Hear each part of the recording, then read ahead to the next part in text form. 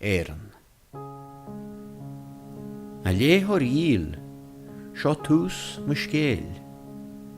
Níor tharla na heachtarí seo rá ada ón amar scríomh mise síosiad, ach tá sé sach fada de riire ón am ana mé tusa a léo. Rí na hÉireann na bhí mehersa. Ba mise an téba hinne chrí Fransa dhéag. De réir mar a bhí mise agus ma gáréig deartharatha ag fáis níos chur methar ilúinsearin a ngach alín agus a ngach céirt a dóir do Fransaí óga. Bhí go maith agus ní róch go hálc. Maidin amháin bhí methar a muoich ag silig agus hanig sé alle a bhí snáw a muoich lá. Bhí trí éonin déag ag an alle agus dahan methar go méoh si a gcónaí ag bualú an éonin deirí den all agus a chomaint uaithe. Chur sin an ar intasir gur bhrosta sé bhhaile chuig an chaisleán gur chur fis ar a airfeasa an sean dal glic. Nuair a chuaille sé an scéal sin, dúirt an sean dal glic le methar. An uile nach beo a mirtar trí cin déag de foiistí dá. Ní mór dá an tríú cin déag acu a ruigiú amach sa síl chun méigh siftú dá héin. Maidir leatsa ar sé sin le methar. De trí wach déag agat agus caithítasa an rud céarna a dhéanú. Chuoi methar ag plédal leis an seandal glic nach bhéitú sé a léhéide dhéanú. Nar ó sé chu canúil ar an arba hinne is a bhí sé ar an ar a bóige a chláán wach. Cin dói a rána sé an duine acu a bhí le hamacht uai. Lín seo mé an méid sin dit freisin, a dragar an seandal glic. A nocht nuair a thugus do chláán wach a bhhaile, dún hasa doras an chaisleán in éidean an duine deirí acu a thugus. Aber leis nach mór dá é a chóirt ar an dain hir. Agus sin díreach an rud a hála. An tróna sin nuair a bhí mise agus mo dheartharatha ag filiú a bhhaile, ba mise an duine deirí le teachta ráis, hí an doras dúnta a méidean. A ahar, go dtí tú go le dhéanú lom, a ddíafra mé dé. Ní mórdú an tríú mach déag go ma dhíbart uam, a dúirt sé lom. Os tusa an duine deirí a hanig bhhaile a nocht, ní mór duit amacht. Ní mór duit dé a chóirtir an dain hir. Well, a dragar mise. Mas mar sinna tá, tuair amach agam mo cholaí gaisce is mo chapel bre luafar a góir an toris. Lé mé suas ar an chapel agus thug mé ar an dain hir. Bhí mé gemacht lom, lá agus ihe. Stad mara na mór hónaí ní dhearna mé a gathhain le ghill agus a stís na cuilte a chalahain san ihe garatha. Lá iní le diime me lom, ag marci ar trí híre cyfiecha mar ar ó prabú mo chrí agus casa an chapel ag bualú in éanacht. Maidin amháin, hanig mé go fada le ciúis chuile. Chanig mé complacht fear agus iad é géirí bheith ag freasta le rí a bhí an sin agus é go cráite. Cheangal mé mo chapel agus chur mé arm seanédaí gibalacha a bhí lom a gúil na diailete. Rinne mé mo bhealach ansar na fear. Cé hosa agus cáhfuil do chríal, na díafraí an rídíam. Ó, a gan uasal ar sa mise, tá mé gláir a bre. Well, ar san rí. Tá neart alaí agamsa agus neal éine agam chun ara a thuirt dóibh. Well is maithinn scéala é sin, a dragar mise, agus dénti mé de le gobar dá go ceann 7 mbliana. Beidir gur maithinn scéala agatsa é, ar sa an rí, ach is bag de scéala atá agam héin.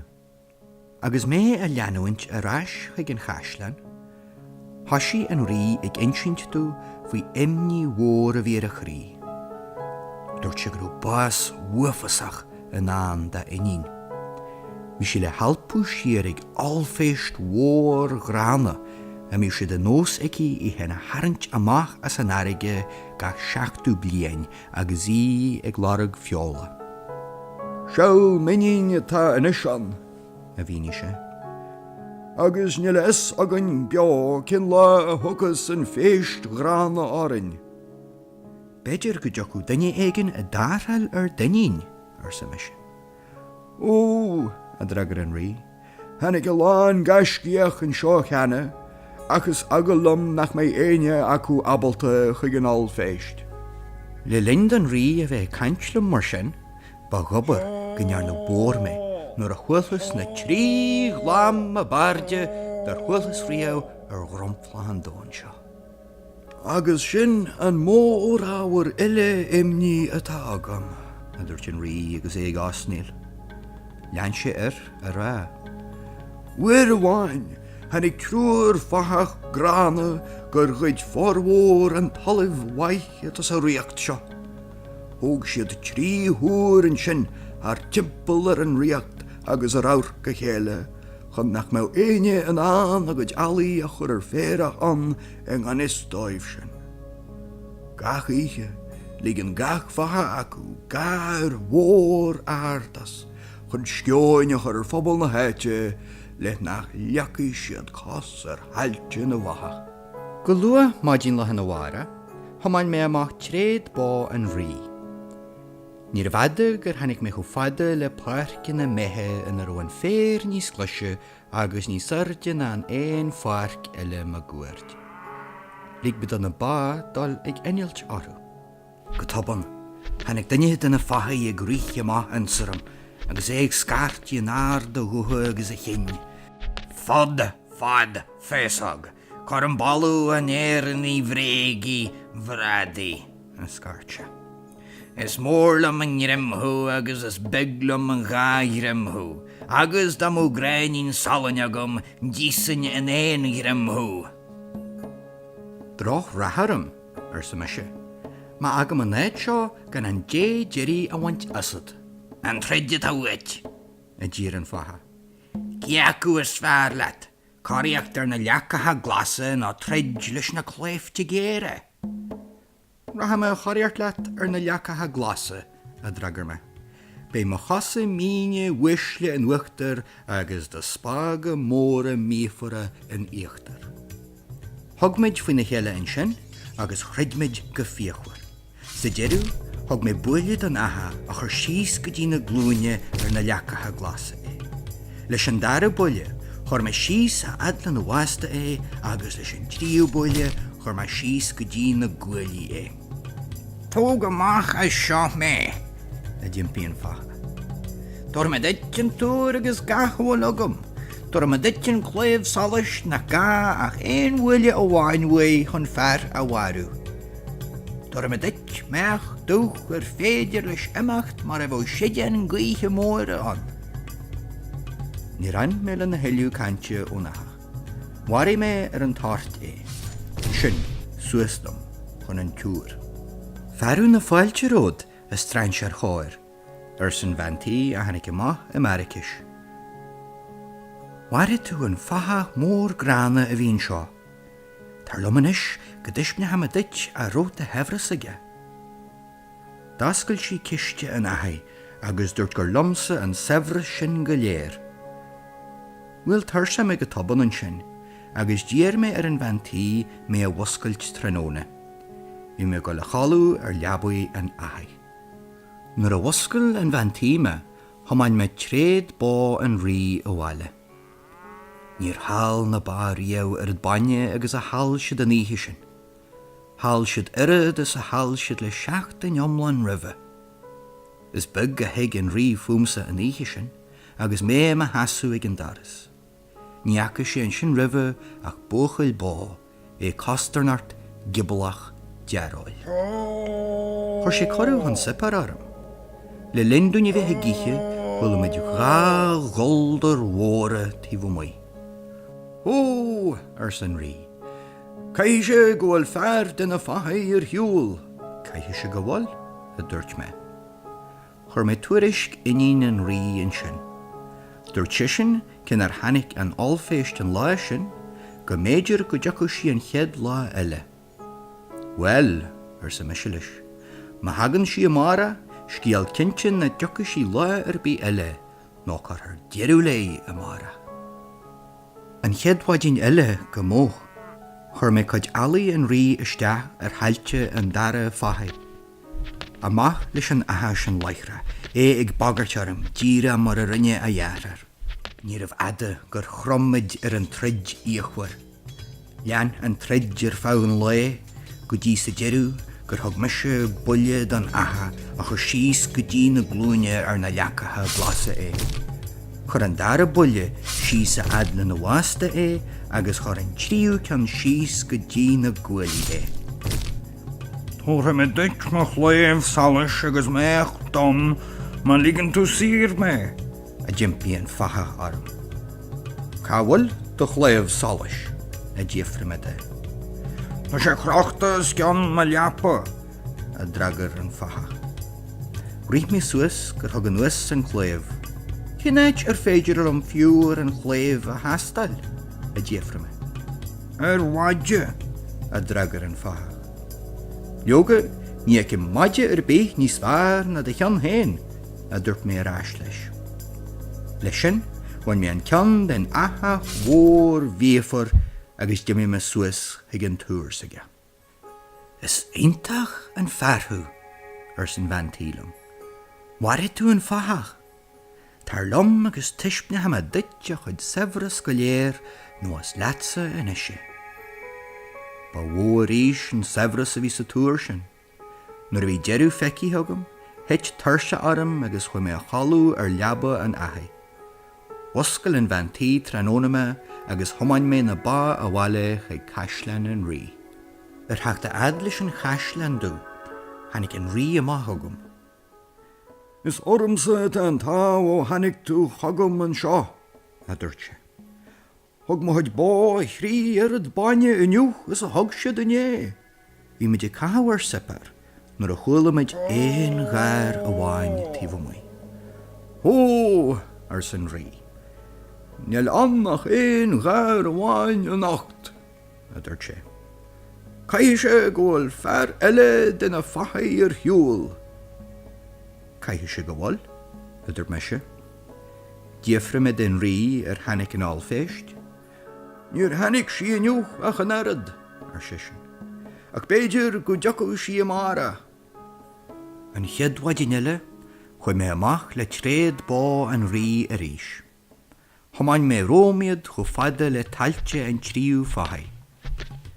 Nuair a hanig sisna má, bhí sé níomh íochhuire na an bhart eile le chéile. Chuir an trid a ré an lá fad. A sa deirú, thug mé bulle don aha a chur síos go dtí na glúine na leacatha glasa Leis a dara bulle, chuir sé síos a ad le na bhásta agus leis an tríú bulle chuir sé síos go dtí na ghuailí. Mhaire me an sinné, sa ru fáilige éon impí a dhéanú arm. Thuas ag túr an tríú fahai, cé a bhíonn sin róm ach an bhaintí. Bhí opair mhór í sefras an ahais na hispentú. Ba mhó a rí sé na sefras na barte eile le chéile. Agus hiar ag caislean an rí an tróna sin. Ba mhó na riamh an méid baine a hall na ba. Bhí gach saiche sa dúche líon lán ag corthar muil. Ní raibh ghar ahai le cloiste le líche sin. Cai sé ggóil an duine deirí den a fachaí hiúil freisin. San rí. Cai sé go bhfuil, a dúirt me sé. Díofra me den rí hanig an áilféist an lá sin. Dúirt sin hanig. Béidir go deacu sí amara. sé sin. Má dín le an bhharach, thomáin mé chuid bá an rí suas chuig túr an cheadahai. Dír mé cholaí gaisce an ahai an bhaintí, hín cholaí chu dú leis an éige. Chur mé armí agus deistí arm an chléamh salas freisin, suas lom bhain ach cíl dú an ahai a bhí chu tapa leis an ghaí. Stad mara na mór chonaí ní dhearna me gur bhaint mé an tráid amach. Bhí na céta gaiscíach bailíonn sin chun tatha le dhéanúir inín an rí, a bhí an irid sin agla arú rah an alféist, is nach ro sé é bhisne acu do le cháir an bhainfransa. Nar a chanig me na gascí lig agus iad ar crích le hagla, hapi me an deis agus bhrostaí síos a drá an bhainfransa. Éitir ó sí na sí ar charic éonar cais farige. Nach bhfuil éine agad chun tar eile dhéanúhart, a ddíaframadí. Duine ar bí, ar charar bí, ar sa seise. Déir ma arí lígan dú me chean na chur na hocht go deach go an alféist agus mé a wascailt leichra an sin. Bhí sí sésta lei sin. Nuair a wascail an banfransa go taban mé, bhíos agam mar an tart nar mhór dú léim suas chun í a chasant. Bhí an alféist ag teacht ar mhar na donta. Bhí sí chu mór le heilean agus bhí sí cathú isce suas chun na spéire agus í tró na farige. Hannig an alféist i ddír an sin. Bhí sí déanú ar an chalín agus a béal a leathú mar a bhód dreiche don. Has me se suas rimpi agus scart me lei, is lomsa an bhain seo, ní leatsa í. Leis sin, thóg me amach an cléamh solas agus bhain me an ceann den alféist déan bhuille mhór a bháin. Ach ní luiche a bhí sin deanta agam, na freab an ceann na ráis an éit héin agus dás an sin a ríist. Agus í ag brostú síos chun na farige, jumpa an alféist háart agus ar siise, bhí mé ráis an seoch amara agus sloci mé an dón nomlan Róm. Well, a dragar me sé, fan go bheice tú, beidir go mó gascíoch eile rót amara. Suaslam ar bhain an éich chuil rih agus as go brathlam ar nós na gaoiche, sa le bhéitú an banfransa mé a stop. Jimmy me Suas chuig túr an cheadathai, chur me an capal, an cholaí gasce agus an cléamh a bhlach. Hadal me ar leaba an ahai gur wascail an bhaintí tróna me.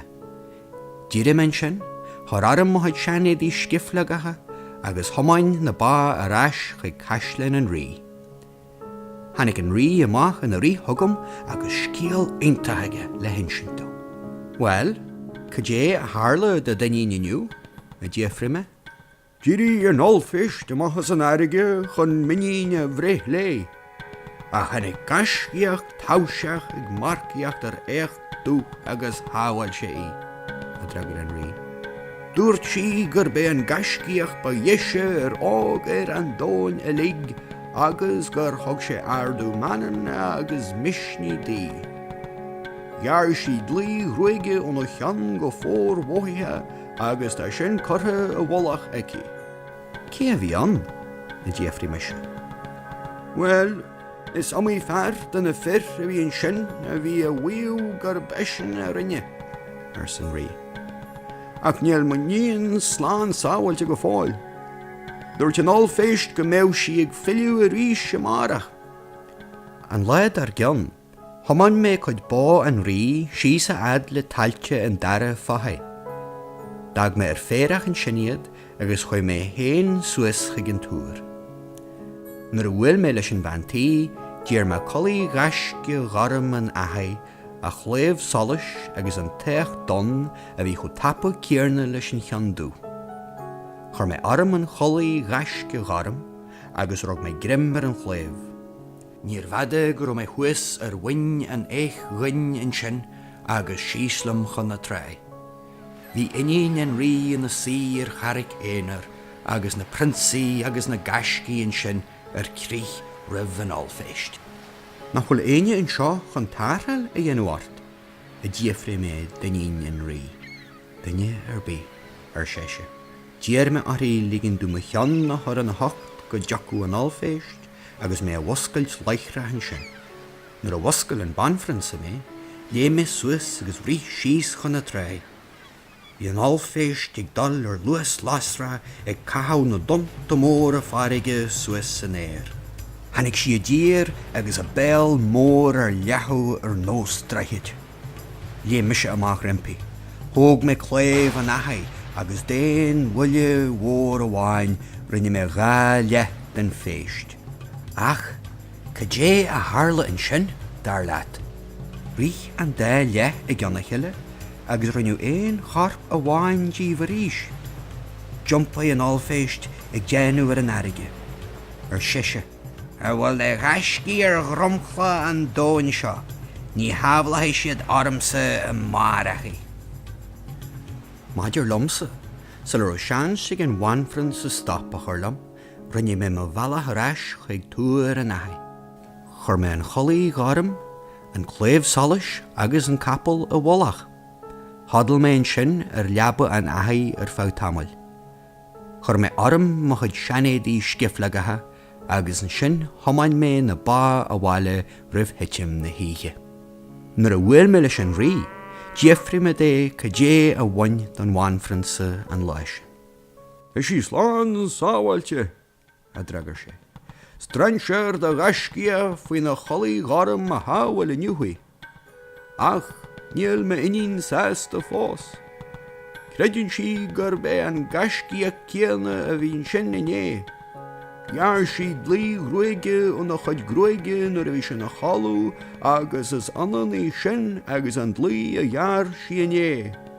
Tá an chuaigh orthaí inis ó Jimmy an gaiscia uithe. An cheadhhaidí nile, thomáin mé chud bá an rí ag féireach an tríú fathaí. Isteachlam sa túr gur dhéarar an bhaintí, colaí, cléamh agus rua an aithí a chuirtú. Nuair a thug sí amach thugam iad, bhí an ar dehanna ar an cholaí is a tá faoin spéir thuas.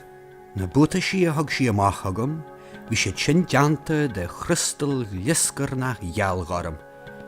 Bhí an teach rua ar an baghiste ar dón. A luithe is a bhí me gléasta agus mé thuas ar winne néich rua, dúirt an bhaintí gur mé ar an airp a gáúile de bhaca sí riamh. Chur sí cóirle orm sal chur mé chun bóthar. Nuair a iráid an olféist amach as an airige inniu. Siise, bé siar dearag bhuaile. Bé trí chléamh ag gobú amach as a béal. Mach ar an aine cach orthaí an uair sin, déitú sí an dón ar fad de ghearú Suas in na bhíle písa, agus a chlogú siar. Nílach bhealach amháin chun bua orthaí agus tuispenaí mise duite. Thug sí últú, perlaat an túl seo agus chur isteach i dochta. Nuair a léimí an olféist amach as an airige agus a béal oscailte aici, caithise an túl síos isteach in na scórnach. Raigh carp na holféiste a leá an sin agus jo sí buas ar a tré. Thug mé lom an túl agus chu mé suas ar an rua. Bhí a chrí ar a luis faoin an tam sin is a bhí an lá ribhe. Thuglam an bhanága ag el uam, í na sír an charra géanar. Tamal uithe bhí prinsaí agus gaiscí an dón agus iad ar crích le huan ribh an olféist. Chanig mé mic an rí agus bhí siad sin ar crích le hagla freisin. Bhí an rí a héin ag súil go deacu gaiscíach eile i ggóir ar a inín. Chuir mé ansar an bhainfransa, leag mé me chean na hocht a ríis agus heit mo chalúarm. Nuair a hanig an olféist, wascail an bhainfransa mé agus rinne me bhealach síos chun na tré. Harann an olféistí héana amach as an airige agus buafasach an réircaí. Bhí trí chléamh ghéire ag gobú amach as a béal. Bhí an béal mór go leor chun an dón ar fad a alpú siar. A luithe is a chanig sí mé, lig an olféist trí goldar mhóra istí agus léim sí sa bholachar. Chaith mé an túl síos isteach an na scórnach an sin, a go an tain bhí mór an na lí go fáin ar an tré. Bhí sí gemach das, carp mór grána ag leá an ghlotach chaíach ar amal na farige. Dil mise ar an bhainfransa agus dúirt me, sin deirú le inis mar olféist, ní chur sí isteach ar aine, fear ban na ainmhí, chuiche go deá a ríis. Leis sin, bhí me chuas ar winne néich rua a ríis, ag marciart lom sal ro an bhainfransa an an stop a chur lom. Ach dírí le grim dacht daingen a chuine ar chean amháin de na butasí crystal ghurim a bhí orm, agus bégan dú sinne agal ici an a láimh. An tróna sin, thomain mé na ba a bhaile arís agus hanig an rí amach I Marrakesh. Ó, Ar sesin lam. is ormsa da an tá ó hanig tú thugam an seo. Hanig gasciach ar ó gach de faoin spéir ar a cholaí agus marciacht ar rua. Chlí sé an olféistiniu, tá jeú le an eis. Bé me inín sláán sáhailte go John an jór. Ach fós níl sí sésta. A sí críomhriste, nó níl eici an fear ar an í a háhail. Diimiis leis mar a bh sidean gaoithe móire an. A sí cinnte gur a beisin an gasci a céarna a hanig gáhuair hena féin. Is anan an dlí gruige a bhain si dé aniu agus an gruig a bhain siad an bhart eile. An chiad lá eile, chur an rí fis ar an seandál glic agus díofrise dé go dé ba chórdá dhéanú chun teachtar an gascia a háhaile inín. Seo mar a dragar an seandál glice. Gur scéala amach tríd an dón eile. Gibé fear a déana an bhutais chrystal ghurim sinné an gasciach a warí an alféist, agus is dásan a thóir tú daoine le pású. Scaip an rí an scéala tríd an dón eile a geirí ar na gasci teacht fechail leis an bhutais chrystal a chorarú. Agus is mar sin na hála, má dín lethar na bharach, há sí na fear ága I criniú. Bhí chuideachú I gearú na léire a dí féin a geirí an bhutais a chorarú. Bhí an chuideile I gearú na sáil dí féin, ach ní ró maitheann. Bhí an bhutais rámhór I chuideachú agus rámheg ag an chuideile. Nuair a bhí tépaí ar gach duine acu, dúirt an seandál glic, Deach siad lig le na chorarú, a go bháin an bóchail bá. Ó, a dragar an rí. cad is fiú dásan í a chorir, nach a muich I né na má a bhín sisin ag gcónaí. Is cuma, ar san seandál glic.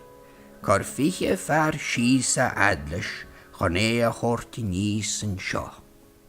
Chur an rí fiche fear amach sa tórarim. Nar a hanig sé darim, bhí me mo chalú is tí faoi scach balla chluiche. Tá sí na fear a dhéanú súgan chun mé a cheangal. Ach wascail meise agus I fiche súgan deanta gom sala ró cena bháin deanta acu sin.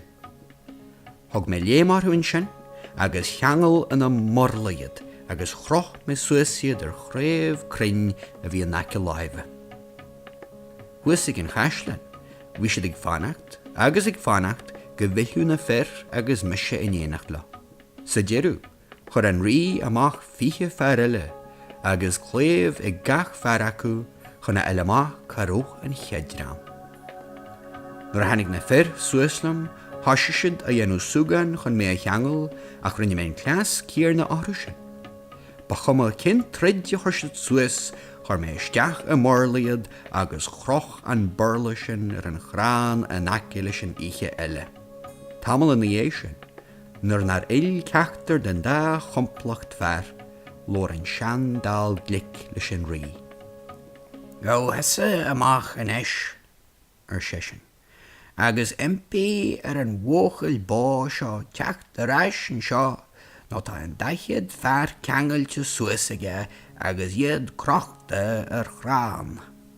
Agus sin díireach an rud a rinne an rí. Hanig sé amach agus dimpise orm teacht an tí agus fecha leis an bhutais crystal a chorarm. Mar sin dé, scail me sir an daichead fear agus chuir me suas ag an chaislein in éanacht leis an rí. Nuair a dúirt me suas go bar an chaislein, tháinig mé an banfransa in na sí huis a seamra uachtar. Bhí an bhutais crystal an sin as a cór amach ar leach na funeige. Díireach an sin, léim an bhutais an nuas an ineag, deitiil sí trí den éir agus chu sí suas ar mo chas as a stuam héin. Na bhaitih na súl, bhí an banfransa híos ag bon na stéire freisin agus am a wachlein. An lá sin héin, Cheol an rí amach longa agus teachtarí chuig ríche agus ag ban rianacha an dóin ag chur corú arú teacht chun na bainse. Wair an bhainis 7 lá agus 7 naoiche agus bar an lá deirí na anchiad lá. Bhí ihe agus áil agus sport agus pléisiúr ag an nuile ghine a bhí an. Bhí an ahas ar an seanraí agus thug sé le a riocht dúsa go lá a bhais. In sin, nuair a caiiliú for mé an riocht a lig agus an choróin lé. Ní bhhain gantanas ar am héin ar am bhain rion tar éis sin agus war mid go sonna, sésta, suirc ó bhais in a ré. A léthar díal, sin é mar scíalsa, ní léon acol bréige an.